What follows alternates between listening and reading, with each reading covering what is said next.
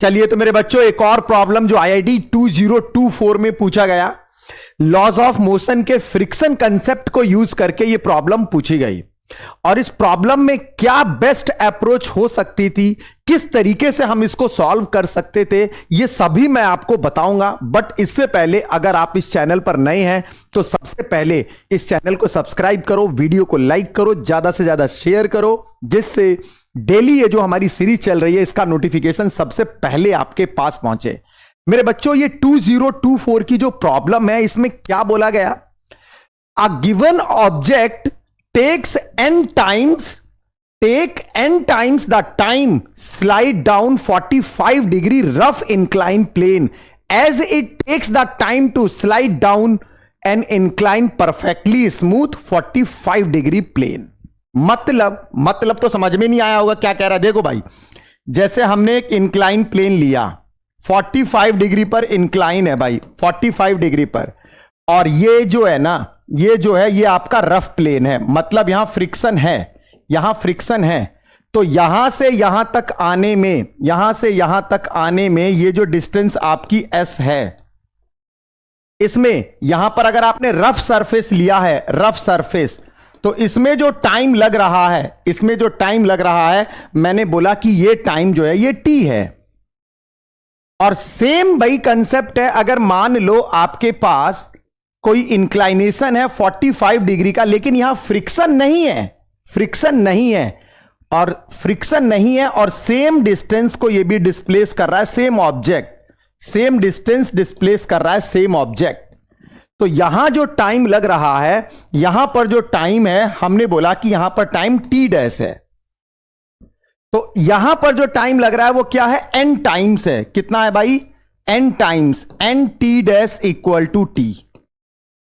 Simple सी बात है यार, यहां पर टाइम कम लगेगा क्योंकि यहां फ्रिक्शन ही नहीं है, यहां पर फ्रिक्शन है तो यहां ज्यादा टाइम लगेगा। तो सेम डिस्टेंस कवर करने में जितना यहां पर टाइम लग रहा है उसका n टाइम्स यहां लग रहा है। तो आपको बताना है कॉफिशिएंट ऑफ फ्रिक्शन कितना होगा। देखो, अगर आप इस प्रॉब्लम को सॉल्व करेंगे तो हम लोग जब इस प्रॉब्लम को सॉल्व करते हैं तो आपको रफ इंक्लाइन प्लेन पर और स्मूथ इंक्लाइन प्लेन पर एक्सेलरेशन का कंसेप्ट पता होना चाहिए। मतलब यह हुआ कि जैसे अगर हम मानो कि किसी भी रफ इंक्लाइन प्लेन पर, जैसे अल्फा डिग्री पर है, यहां पर हमने क्या बोला भाई, ये वेट तो होता क्या है, mg, इसका वेट नीचे की तरफ होता है, सभी को पता है। मैं चाहूं तो डायरेक्ट फॉर्मूला भी बता सकता हूं, लेकिन पहले मैं कंसेप्ट को सिखा रहा हूं, फिर उसके बाद फॉर्मूले को आगे से याद रखना है आपको। यहां से भाई नॉर्मल रिएक्शन अपवर्ड मिलेगी और ये हो जाएगा आपका अल्फा, तो ये भी अल्फा, ये mg कॉस अल्फा होता है, mg कॉस अल्फा, और ये आपका mg साइन अल्फा हो गया। मैंने कंपोनेंट को ब्रेक कर दिया। अब ये जो ब्लॉक है, अगर ये डाउनवर्ड स्लाइड करेगा तो भाई फ्रिक्शन इधर लगेगा, और ये डाउनवर्ड स्लाइड कर रहा है तो नेट फोर्स नीचे की तरफ। तो अगर आप नेट फोर्स की बात करेंगे, ma कितना हो जाएगा, mg साइन अल्फा माइनस का कितना, फ्रिक्शन फोर्स, और ये हो जाएगा ma equal to mg sine alpha minus का म्यू इंटू आर, और r की वैल्यू है mg cos alpha, mg cos alpha, r जो है mg कॉस अल्फा से बैलेंस हो गया। तो a के लिए सॉल्व करा, a equal to g sine alpha minus का mu g cos alpha, g को कॉमन ले लो, a equal to g sine alpha minus का म्यू कॉस अल्फा। ये एक्सेलरेशन होता है भाई। आप इसको डायरेक्ट याद रखो, और डायरेक्ट याद जब आप रखोगे इसको तो ये प्रॉब्लम आसानी से सॉल्व हो सकती थी। मतलब अगर मैं आपको डायरेक्ट ये एक्सेलरेशन बता देता रफ पर अगर मैं डायरेक्ट एक्सेलरेशन बताता तो प्रॉब्लम बहुत आसान हो जाती। a equal to g sine alpha minus का म्यू कॉस अल्फा, ये रफ के लिए हो गया जहां फ्रिक्शन अवेलेबल है, सीधे फॉर्मूला यूज कर सकते थे। और मानो अगर सरफेस स्मूथ है तो फ्रिक्शन की वैल्यू 0, म्यू की वैल्यू 0 डाल दो। स्मूथ के लिए कितना हो जाएगा, a dash g sine alpha, क्यों, म्यू की वैल्यू 0 हो गई। ये स्मूथ के लिए है, ये स्मूथ के लिए आ जाएगा, ये रफ के लिए आ जाएगा। अब मेरे बच्चों एक बात बताओ, जो डिस्टेंस कवर हो रहा है वो रफ पर और स्मूथ पर दोनों पर सेम हो रहा है, डिस्टेंस तो दोनों पर सेम कवर हो रहा है। डिस्टेंस भाई दोनों पर सेम है, डिस्टेंस का फॉर्मूला क्या होता है, s equal to u t plus half a t square, यही होता है डिस्टेंस का फॉर्मूला।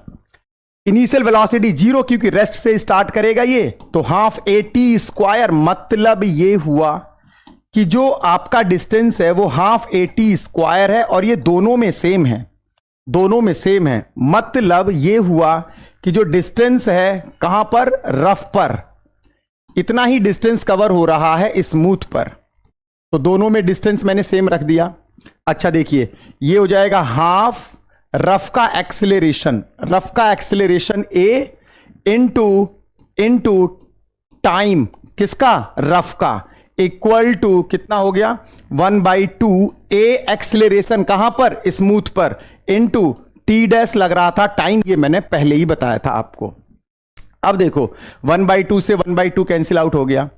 एक्सेलरेशन रफ पर अगर मैं पुट करूंगा तो ये हो जाएगा जी कॉमन साइन अल्फा, मतलब 45 डिग्री दिया हुआ है, sine 45 degree minus mu cos 45 degree into rough पर जो टाइम लग रहा है, रफ पर टाइम कितना लग रहा है, ये स्क्वायर होगा टाइम का, रफ पर जो टाइम लग रहा है ये कितना लग रहा है, n times of smooth, n times of smooth भाई, n टाइम्स ऑफ स्मूथ।